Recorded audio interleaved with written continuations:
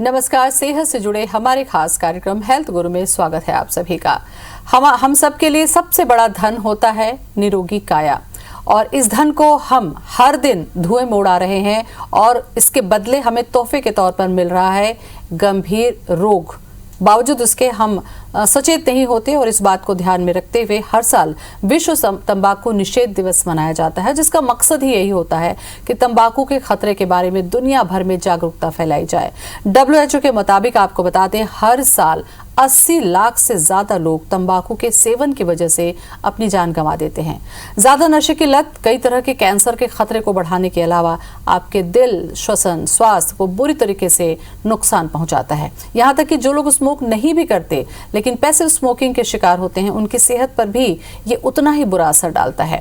तो आज हम अपने कार्यक्रम में आपको बताएंगे कि तंबाकू हमारे शरीर के लिए कितना घातक है, जो कितनी बीमारियों को जन्म दे सकता है। तो कोशिश हम करेंगे कि हमारे माध्यम से तंबाकू निषेध दिवस के दिन आप सभी के लिए एक जागरूकता का काम कर सकें। शुरू करते हैं अपना खास कार्यक्रम।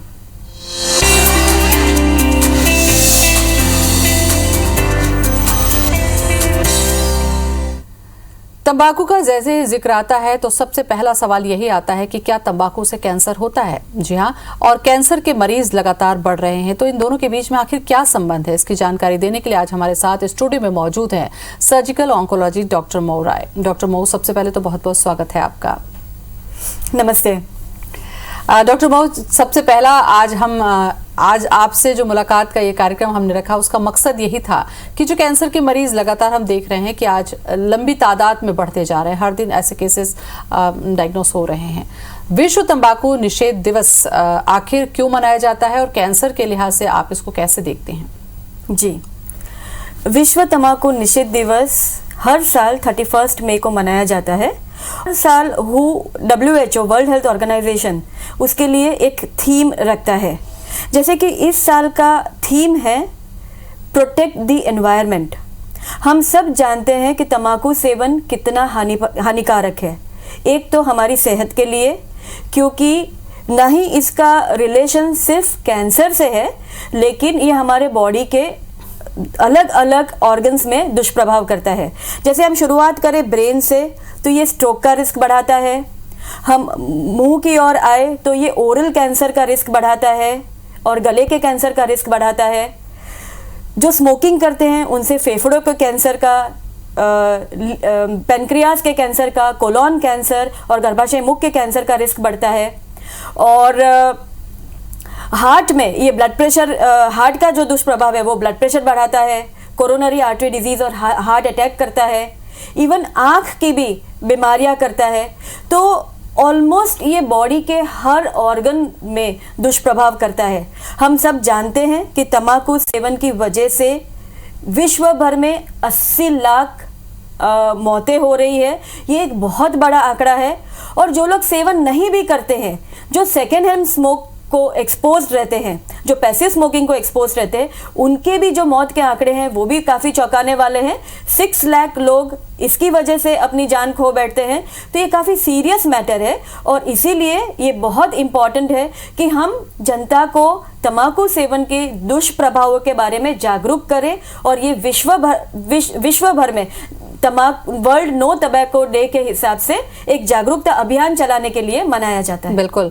डॉक्टर मऊ, आपने बताया कि तंबाकू का सेवन किसी भी रूप में सिर से लेकर पैर तक हमारे ऑर्गन्स को किस तरीके से नुकसान पहुंचाता है। ये तो उसका एक पहलू है जो व्यक्ति जानता है, उसके बाद भी वो तंबाकू का सेवन करता है। इससे दूसरा, जैसा कि इस बार की आपने थीम कही कि प्रोटेक्ट द एनवायरमेंट, वो कितना महत्वपूर्ण है? क्योंकि जिस सिगरेट को आप पी रहे हैं या जिस तंबाकू को आप खा रहे हैं, वो कहाँ से आ रहा है, और जहाँ से आ रहा है तो वो पर्यावरण को कैसे नुकसान पहुंचा रहा है, और नहीं पी के आप कैसे बचा सकते हैं? जी, अगर हम सिगरेट्स की बात करें, सिगरेट स्मोकिंग, तो वर्ल्ड में जो सबसे common form of tobacco consumption, तंबाकू का जो कंजम्पशन है, वो स्मोक्ड फॉर्म में है, सिगरेट स्मोकिंग के फॉर्म में। और अगर हम इंडिया की बात करें तो हमारे कंट्री में चबाने वाला फॉर्म भी उतना ही कॉमन है, जिसको हम गुटखा सेवन या खैनी या स्नफ के फॉर्म में जो यूज़ होता है। तो जो सिगरेट है उसके बनने में हम पर्यावरण को बहुत नुकसान पहुंचाते हैं। जैसे कि हर 300 सिगरेट बनने में एक पेड़ की कटाई होती है। हर सिगरेट स्मोक से कार्बन डाइऑक्साइड एनवायरनमेंट में रिलीज होता है।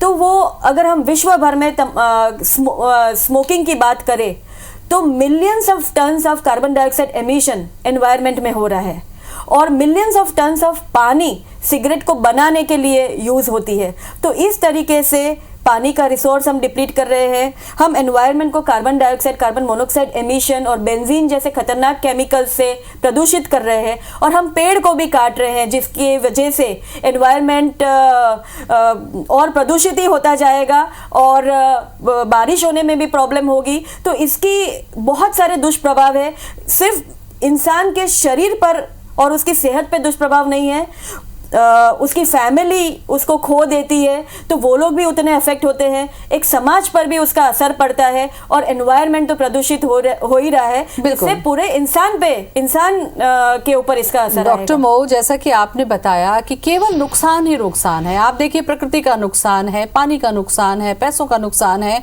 और आप अगर असमय मृत्यु पे जा रहे हैं तो आपके परिवार का भी नुकसान है।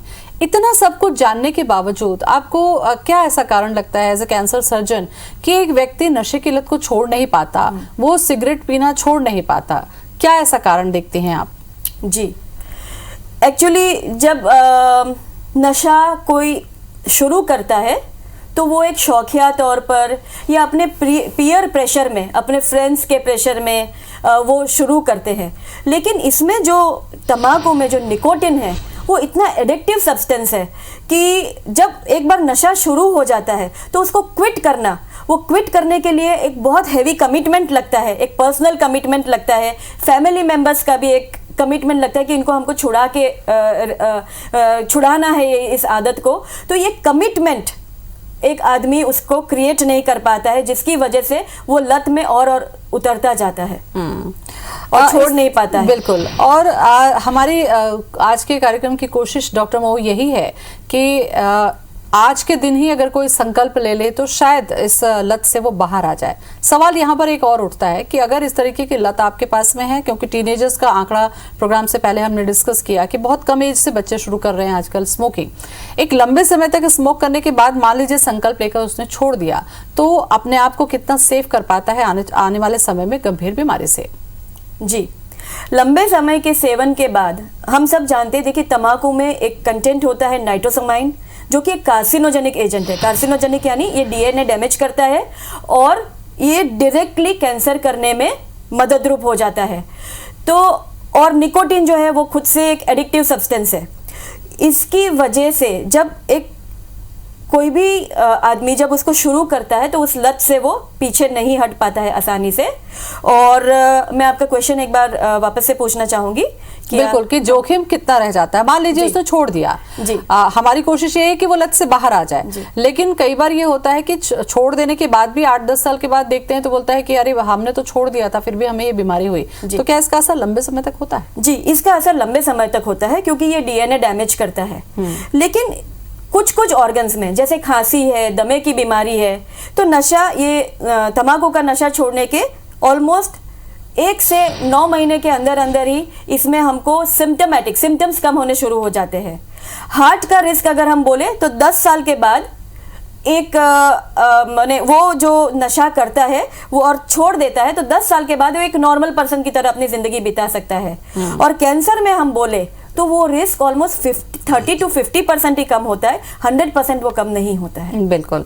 तो इस बात को ध्यान देना होगा कि अगर नशा है जितने जल्दी छोड़ दें तो बेहतर होगा, क्योंकि इसका असर तो रहता ही है शरीर पे। सवाल ये उठता है डॉक्टर मो, एज ए कैंसर सर्जन आपसे मैं पूछना चाहूंगी कि तंबाकू और कैंसर का, यानी कि शरीर के अंग में, जैसा शुरू में भी आपने कहा, कितना संबंध है? क्योंकि कई लोगों का ये कहना है कि भाई उसने तो सारी जिंदगी सिगरेट पी, उसे कुछ नहीं हुआ, उसने सारी जिंदगी शराब पी, उसे कुछ नहीं हुआ। तो ये बहाना जो होता है वो कितना कारगर होता है, या ये मिथ है? जी, ये एक्चुअली अगर हम देखें स्टैटिस्टिक्स तो जितने मुंह और गले के कैंसर के मरीज हमारे पास ओपीडी में आते हैं उसमें 90% मरीज तंबाकू सेवन की वजह से ही हमारे पास आते हैं। वो जो 10% मरीज जिनमें तंबाकू सेवन की हिस्ट्री नहीं होती है उनमें कुछ जेनेटिक प्रॉब्लम्स होते हैं जिसकी वजह से उनको वो बीमारी आई है। लेकिन 90% एक बहुत बड़ा आंकड़ा है जो हम रिलेट करते हैं कि भाई इनको तंबाकू सेवन की आदत की वजह से इनको ये बीमारी हुई है। अब ये जो कैंसर है ये दो अलग अलग रूप में आता है। जो स्मोक्ड फॉर्म ऑफ टबैको है, जैसे कि सिगरेट्स और बीड़ी सेवन, इसकी वजह से लंग कैंसर, पेनक्रियाज का कैंसर, स्टमक कैंसर, महिलाओं में सर्विक्स कैंसर और ब्रेस्ट कैंसर और बड़ी आंत का कैंसर होता है, और इवन वॉइस बॉक्स का कैंसर, लैरिंक्स का कैंसर। और जो चबाने वाले फॉर्म्स है, जैसे कि तंबाकू, गुटखा, खैनी और स्नफ वाला फॉर्म है, उससे मुंह के और गले के कैंसर्स होते हैं। बिल्कुल। इतना सब कुछ जानने के बाद भी सवाल यही उठता है डॉक्टर मो कि हम लगातार प्रचार प्रसार करते हैं, विश्व स्तर पर हम एंटी टोबैको डेज मनाते हैं, बावजूद इसके आपको क्या लगता है कि लोग जागरूक क्यों नहीं हो पाते? कहाँ पर हमें कमी है? हमें और जागरूक करने के लिए क्या करना होगा? और सबसे पहले हमको जो cigarette and other tobacco products prevention act जो है, कोटपा एक्ट को बहुत स्ट्रांगली इसको फॉलो करना पड़ेगा। 2003 में पार्लियामेंट ने ये एक्ट पास किया था कि एजुकेशनल इंस्टीट्यूशंस के 100 मीटर रेडियस में कोई भी तंबाकू प्रोडक्ट का सेल नहीं होना चाहिए। अगर हम 2020 की बात करें तो WHO का theme world no tobacco day का ये था, save the young generation from industry manipulation. Tobacco lobby जो है वो इतनी पावरफुल लॉबी है और उनको अपने कस्टमर बढ़ाने की चाहत इतनी ज़्यादा होती है कि वो लोग यंग जनरेशन में इसको प्रमोट करना चाहते हैं। और सबसे यंग और इनोसेंट जो ग्रिप में आ सकते वो होते स्कूल और कॉलेज के स्टूडेंट्स। वो बहुत बड़ी मात्रा में भी होते हैं और बहुत इजीली नशे की लत में वो अट्रैक्ट हो सकते हैं। तो इसीलिए जो अमेंडमेंट एक्ट पार्लियामेंट से आया था, कोटपा एक्ट, वो है कि 100 मीटर रेडियस में कोई भी टबैको प्रोडक्ट का सेल नहीं होना चाहिए। लेकिन ये उतना इजीली, इतना स्ट्रिक्टली फॉलो नहीं होता है। ये एक दंडनीय अपराध है अगर टबैको का sale educational institution like school, college और हायर एजुकेशन के इंस्टीट्यूशन के बाहर हो रहा है, तो ये दंडनीय अपराध है और इसको बहुत स्ट्रिक्टली अमेंडमेंट में लाना चाहिए, इसको इम्प्लाई करना चाहिए बेसिकली।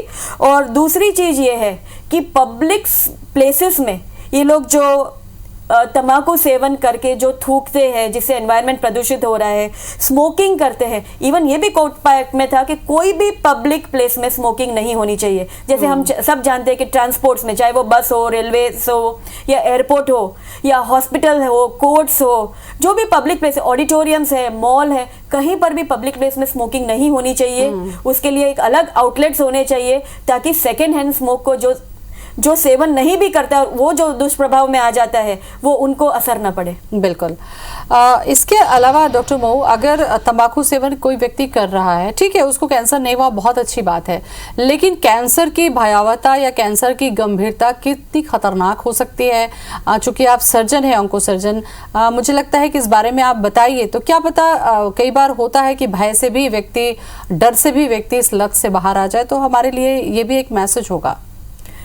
देखिए, हम जो यंगर जनरेशन में आजकल लेस देन 40 में जो मैक्सिमम मैं कैंसर्स देख रही हूँ, वो मुंह के कैंसर्स, मुंह और इवन गले के कैंसर्स देख रही हूँ।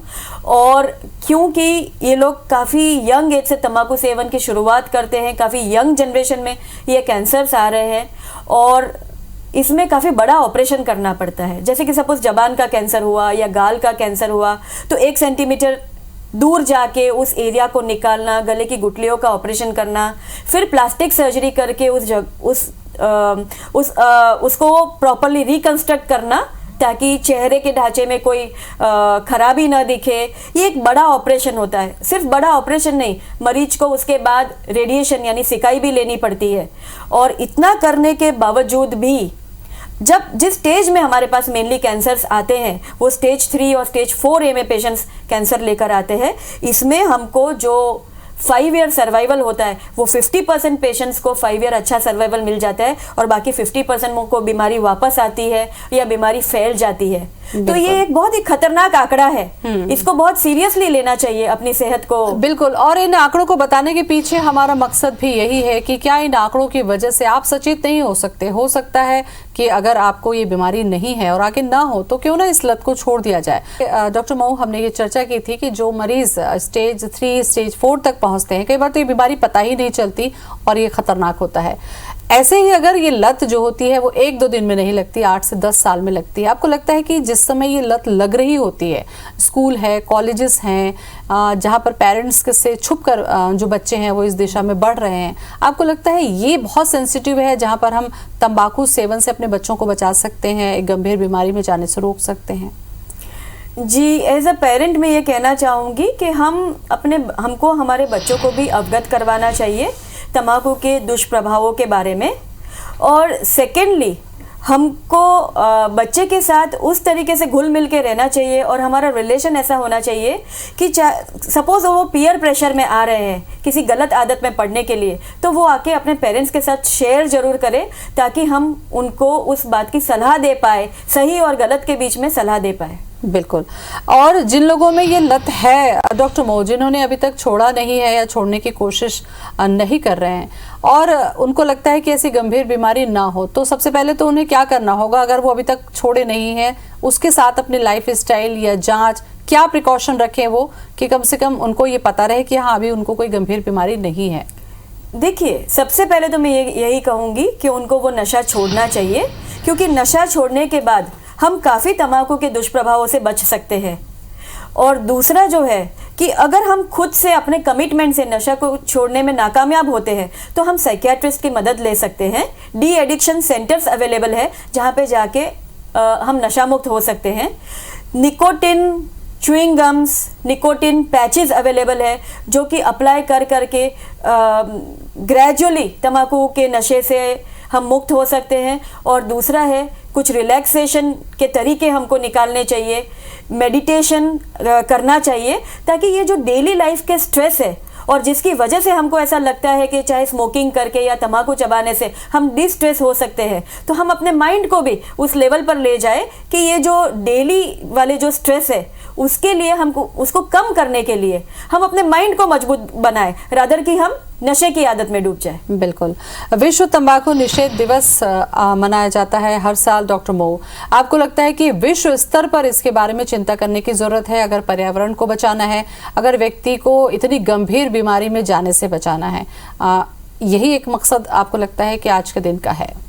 जी, हम जानते हैं कि हर 300 सिगरेट बनाने में एक पेड़ को काटा जाता है। एक सिगरेट के स्मोक में ऑलमोस्ट 7000 केमिकल्स होते हैं, जिसमें 70 केमिकल्स हानिकारक है। हर सिगरेट स्मोक के साथ हम 70 केमिकल्स एनवायरनमेंट में, हवा में छोड़ रहे हैं, जिसकी वजह से हमारा एनवायरनमेंट प्रदूषित हो रहा है।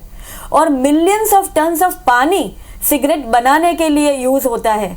तो हम पानी के रिसोर्स को भी डिप्लीट कर रहे हैं, हम हवा को भी प्रदूषित कर रहे हैं, हम पेड़ भी काट रहे हैं। तो अल्टीमेटली ये बहुत बहुत बड़ा खतरा बन रहा है इंसानों के एग्जिस्टेंस के लिए इस प्लेनेट पर। तो इसको बहुत सीरियसली लेने की जरूरत है। और इससे ज़्यादा सीरियसली लेने की ज़रूरत अपनी सेहत को भी है। क्या कोई ऐसे शुरुआती सिम्टम्स डॉक्टर मो आज आप बताना चाहें कि जिन लोगों को ये लत है और कहीं उनको ये लक्षण दिख रहा है तो उनको डॉक्टर के पास जाना चाहिए, बजाय कि बीमारी तीसरे और चौथे स्टेज पे पहुंच जाए? जी, सबसे पहले हम जो देखते हैं, तंबाकू सेवन की वजह से कई लोगों का मुंह खुलना बंद हो जाता है, जिसको हम रिस्ट्रिक्टेड माउथ ओपनिंग बोलते हैं या ट्रिस्मस बोलते हैं। ये ट्रिस्मस एक pre malignant condition, oral submucosal fibrosis, यानी हमारे मुंह की जो लाइनिंग होती है वो काफ़ी टफ और हार्ड हो जाती है, वो सॉफ्ट नहीं रहती है कि हम मुंह आसानी से खोल पाए। तो ये जो ओरल सबम्यूकोजल फाइब्रोसिस हो जाता है तंबाकू सेवन या सुपारी या पान चबाने की जो आदत की वजह से हो जाता है, ये इटसेल्फ एक प्री मैलिग्नेंट कंडीशन है। अगर किसी को ऐसा कुछ होता है तो उनको हर 3 से 6 महीने में डॉक्टर से जाके अपने मुंह और गर्दन की जांच जरूर करवानी चाहिए। बिल्कुल। अगर मुंह में कोई छाला हुआ है या गर्दन में कोई गठान आई है तो इसको जरूर डॉक्टर के पास जाके इसकी जांच करवानी चाहिए। जी, तो 2 महत्वपूर्ण चीज़ें आपने बताई डॉक्टर साहब। जो सबसे पहले तो यही है डॉक्टर मो कि नशा छोड़ दें, क्योंकि ये किसी भी एंगल से ना हमारे लिए, सेहत के लिए, ना पर्यावरण के लिए अच्छा है। और अगर आपने नहीं ये नशा छोड़ा है तो जो शुरुआती सिम्टम्स आ रहे हैं उसको लेकर आप एक्सपर्ट की सलाह लें ताकि गंभीर बीमारी के बच भी आप सकें। बहुत अहम जानकारी आपने दी डॉक्टर मो, बहुत बहुत शुक्रिया आपका। नमस्कार।